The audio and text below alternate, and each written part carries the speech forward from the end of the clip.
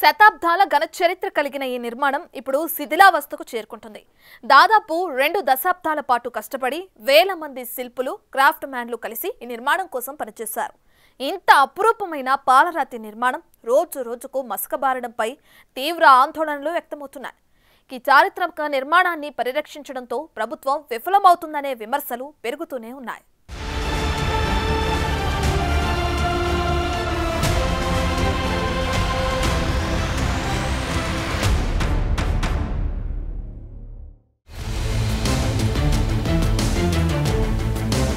Iconic Taj Mahal ను సంరక్షించేందుకు తగిన చర్యలు తీసుకోవడంలో విఫలమైనందుకు భారత పురావస్తు శాఖపై సుప్రీంకోర్టు తీవ్ర స్థాయిలో మండిపడిన తర్వాత కూడా షాజహాన్, ముంతాజ్ మహల్ల ప్రధాన సమాధుల లోపల నీరు కారడం, తేమ రావడం ఆగలేదు. నిజానికి తాజ్ మహల్ నిర్మాణం అయినప్పటి నుండి ఈ లీకుల సమస్య ఉన్నట్లు తాజ్ మహల్ చారిత్రక రిజిస్టర్ చెబుతోంది. తాజ్ మహల్ 1652లో మొదటిసారి కారుతున్నట్లు గుర్తించారు. ఆ తర్వాత యువరాజు ఔరంగజేబు ఉత్తరం వైపునున్న 2 ప్రదేశాల నుండి నీరు కారుతున్నట్లు నివేదిస్తూ సుదీర్ఘమైన లేఖ రాసినట్లు తెలుస్తోంది. తర్వాత 1872 బ్రిటిష్ కాలంలో గోపురానికి ఇంజనీర్ జేడబ్ల్యూ అలెగ్జాండర్ పర్యవేక్షణలో మరమ్మతులు జరిగాయి. దాని తర్వాత 1924లో సమీపంలోని పాక్ ఖాన్ ఈ ఆలం గోడ కూలిపోయింది. అక్కడ కూడా మరమ్మతులు జరిగాయి. తర్వాత 1928లో తాజ్ ఆవరణంలోని రాజమసీదులో లీకేజ్ వచ్చింది. దానిని వాటర్ ప్రూఫ్ చేసి సెట్ చేశారు. కొన్ని సంవత్సరాల తర్వాత 1941లో ప్రధాన గోపురంపై లీకేజ్ నిరోధించడానికి మళ్లీ చర్యలు చేపట్టారు. అయితే 1978లో సంభవించిన భారీ వరదల సమయంలో తాజ్ మహల్ భూగర్భ గదులు దెబ్బతిన్నాయి. దీనితో గోపురంతో పాటు భూగర్భ గదుల్ని కూడా పునరుద్ధరించాలని అధికారులు అనుకున్నారు. అప్పటి నుండి మరమ్మతులు చేయించడం, కొన్నాళ్లకు నీరు కారడం జరుగుతూనే ఉంది. అయితే దీనికి పర్మనెంట్ పరిష్కారం మాత్రం అధికారులు కనుక్కోలేకపోతున్నారు. 6 ఏళ్ల క్రితం తాజ్ మహల్ ను సంరక్షించడంలో శ్రద్ధ చూపట్లేదని ఆర్కియాలజికల్ సర్వే ఆఫ్ ఇండియాని సుప్రీంకోర్టు మందలించింది. 2018 ఏప్రిల్ 11 సాయంత్రం 7:30 గంటలకు తాజ్ మహల్ కట్టడంలోని ఒక రాతి కమలం విరిగిపోయి కింద పడింది. 5 అడుగుల ఎత్తున్న స్తంభం నేలను తాకడం వల్ల ఆ ఎర్రని ఇసుకరాయి మెత్తగా నలిగిపోయింది. కానీ దీన్ని ఎవరు పట్టించుకోలేదు. ఆ రోజు గాలి వేగం గంటకు 130 కిలోమీటర్లు వచ్చింది.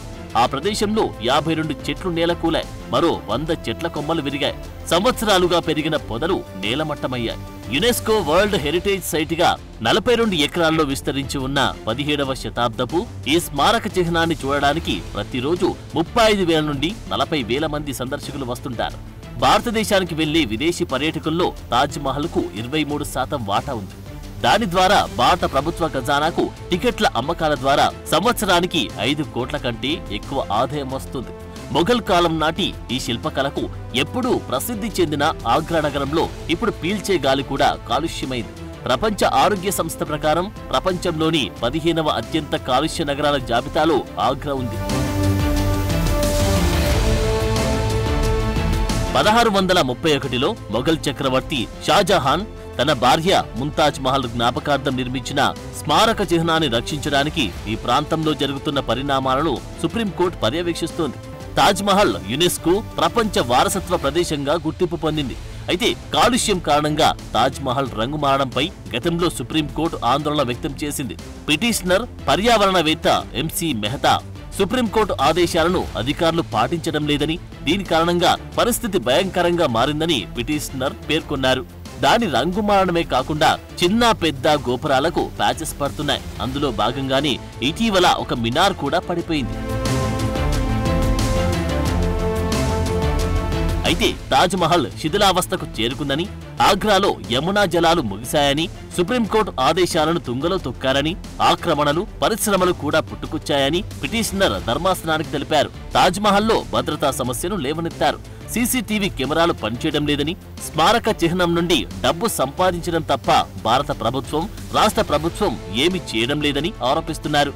దీనితో తర్వాత సుప్రీంకోర్టు దాదాపు 10,400 చదరపు కిలోమీటర్ల విస్తీర్ణంలో ఉన్న తాజ్ ట్రాపీజియం జోన్లో పర్యావరణ పరిరక్షణకు సంబంధించిన విజన్ డాక్యుమెంట్ ముసాయిదాను తమ ముందు ఉంచాలని ఉత్తరప్రదేశ్ ప్రభుత్వాన్ని సుప్రీంకోర్టు కోరింది.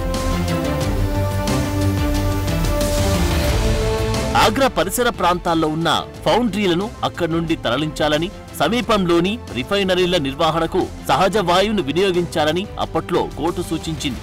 కానీ ఈ ఆదేశాలను గాని ఆ తర్వాత పలు సందర్భాల్లో చేసిన సూచనలు గాని ప్రభుత్వాలు సరిగా పట్టించుకున్న దాఖలాలేదు. ఆ మధ్య ఒక హోటల్ నిర్మాణం కోసం తాజ్ పరిసరాల్లో దాదాపు 25 వృక్షాలను కూల్చేశారు. దానిపై జాతీయ హరిత ట్రిబ్యునల్ విచారిస్తుండగానే ఉత్తరప్రదేశ్లోని మధురకు ఢిల్లీకి మధ్య రైల్వే ట్రాక్ నిర్మించడానికి 400 చెట్లు కొట్టేయవలసి ఉంటుందని, ఇందుకు అనుమతించాలని సుప్రీంకోర్టును కోరుతూ కేంద్ర ప్రభుత్వం అఫిడవిట్ దాఖలు చేసింది. దీనికి బదులు ఆ చారిత్రక కట్టడాన్ని ధ్వంసం చేయదలుచుకున్నామని చెబితే సరిపోతుంది కదా అని ధర్మాసనం వ్యాఖ్యానించిందంటే ఈ అఫిడవిట్ ఎంత ఆగ్రహం తెప్పించిందో అర్థమవుతుంది. ప్రపంచంలో ఏ మూలకెళ్లినా తాజ్ మహల్ ను భారత్ కు పర్యాయపదంగా చెప్పుకుంటారు. ఏటా విదేశీ పర్యాటకుల్ని ఆకర్షించే చారిత్రక కట్టడాల్లో అగ్రస్థానం తాజ్ మహల్దే. 7 ప్రపంచ వింతల్లో అంతర్జాతీయ సంస్థ యునెస్కో దాన్ని ప్రపంచ వారసత్వ సంపదగా గుర్తించింది.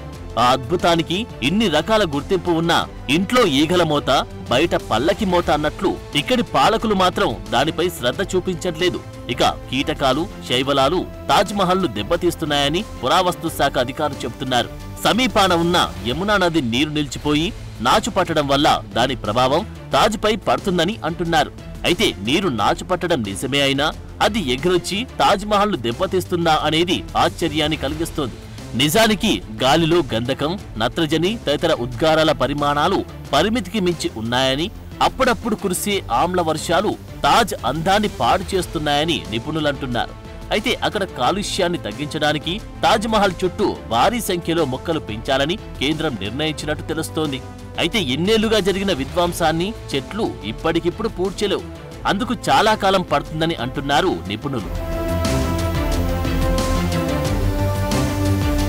యమునా నది తీరం వ్యర్థాలకు నిలయంగా మారింది. అక్కడ కొన్ని దశాబ్దాలుగా కర్మాగారాలకు అనుమతులియడం వల్ల ఆ వ్యర్థాలన్నీ వచ్చి దానిలో కలుస్తున్నాయి.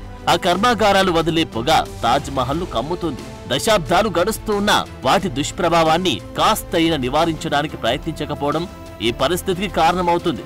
కొన్నేళ్ల క్రితం సిరియాలోని పురాతన నగరం పాల్మైరాను ఐఎస్ ఉగ్రవాదులు ముట్టడించి అందులోని కొత్త రాతియుగం నాటి అపురూప కళాఖండాలను, తర్వాత కాలంలో నిర్మించిన భవంతులను ధ్వంసం చేశారు. ఇక ఇలాంటి నిర్లక్ష్యంతో తాజ్ మహల్ లాంటి చారిత్రక కట్టడాలకు అచ్చం అదే గతి పట్టకముందే అధికారులు మేలుకోవాలి.